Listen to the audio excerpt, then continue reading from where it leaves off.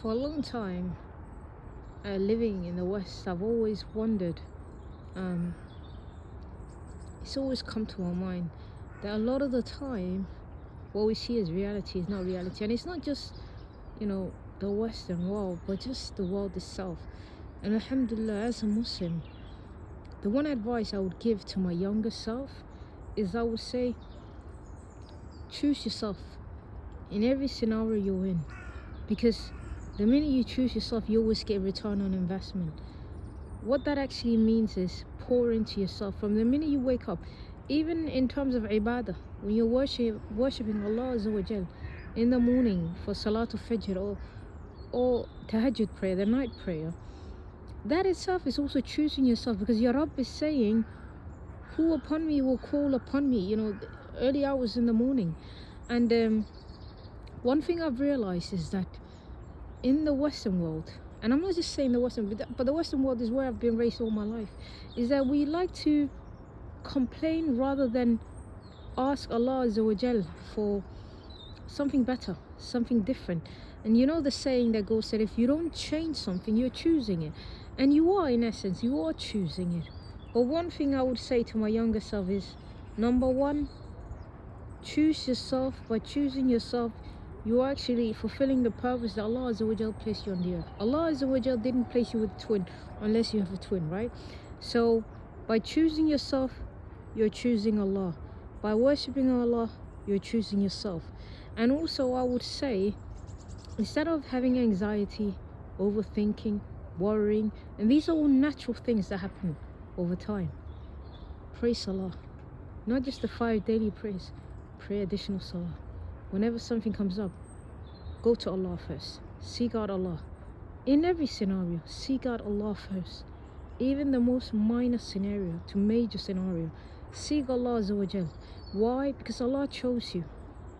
Allah chose every single one of you. And Allah wants the best for you. Even better than your own mother. Imagine the woman that gave birth to you, your mother, who has a very high position in your life and in Islam, right? Allah Azza wa Jal chose your mother. But more important, Allah Azza wa Jal loves you more than your mother. So what I'm trying to say is, in this world that we live in, do not see the 3D world as the be it and all it. Why? Because there's a lot more to it. Your life will literally change. And look at that cute little dog. How cute. Yeah, what I'm trying to say is, always make sure that instead of trying to rewrite the stories of the past, that instead what you should do is accept every part of your life, accept every version of yourself. Don't eradicate yourself from this world by hating yourself or nitpicking yourself or not loving. Allah created you perfectly imperfect. There's nothing wrong with you. There's nothing wrong with you as a Muslim, as a young Muslim, young Muslim girl or young Muslim guy or young Muslim woman or man, whatever you are perfectly imperfect. There's nothing wrong with you. The only thing I would say is, expand your mind and try to understand that maybe life will work out in a way that might be a bit different, but more beautiful. I always say, we as human beings, we plan for what we can see, but Allah Azza wa Jal plans for what we cannot see, meaning the unseen. And there is a lot of unseen aspects to this world and to our lives. But the reality is, before we get a thing, we have to become the person that can receive it. Before you can receive it, you have to ask for it. Before you and while you ask for it, you have to start taking actionable steps. What I'm saying is, Allah believes in you. You should believe in you. Allah wants the best for you. You should want the best for you. Shut out all the noises from society, from your communities, from your families. Want the best for yourself. Why? Because you, as a Muslim or as a human being, you are someone who Allah Azza wa Jal created.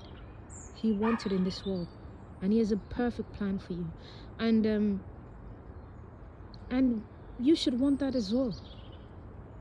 Why is it that we as human beings are so quick to want the best for our families, the best for our friends, the best for our neighbors? But then when it comes to the best for ourselves, it's almost like we start shaking, start getting nervous, start questioning. We need to stop doing that and instead say, Alhamdulillah, Allah, the fact that He already put this in my heart, knows that the best should be for me. And that's how I should operate. To know that even if I don't have it right now, it's on its way. See, Allah Azza wa Jal never says no to you. He either gives you what you want or He gives you better. Or it's not yet, but it will come, right? The coming aspect of it, it comes from Allah at His time. Remember, there's the human time and then there's Allah Azza wa Jal's time. So what I want to finish this off by saying is, don't eradicate yourself. Don't eradicate parts of yourself. You would not be who you are today if it wasn't for every single past version of yourself that did all those mistakes, that failed, that succeeded, that stood up, that got back up. And that because of that person, you are who you are today. So instead of saying, oh, I'm so proud of who I am today, please be also proud of every version of yourself in the past. That's all I want to finish. So go back to your younger self. Obviously think about it and say, Alhamdulillah, I'm proud of you. And I've always been proud of you. And more importantly, I'm proud of the version we are today and going forward. Alhamdulillah, all praise to the Almighty. Because all thanks is to Allah Azza wa Jal.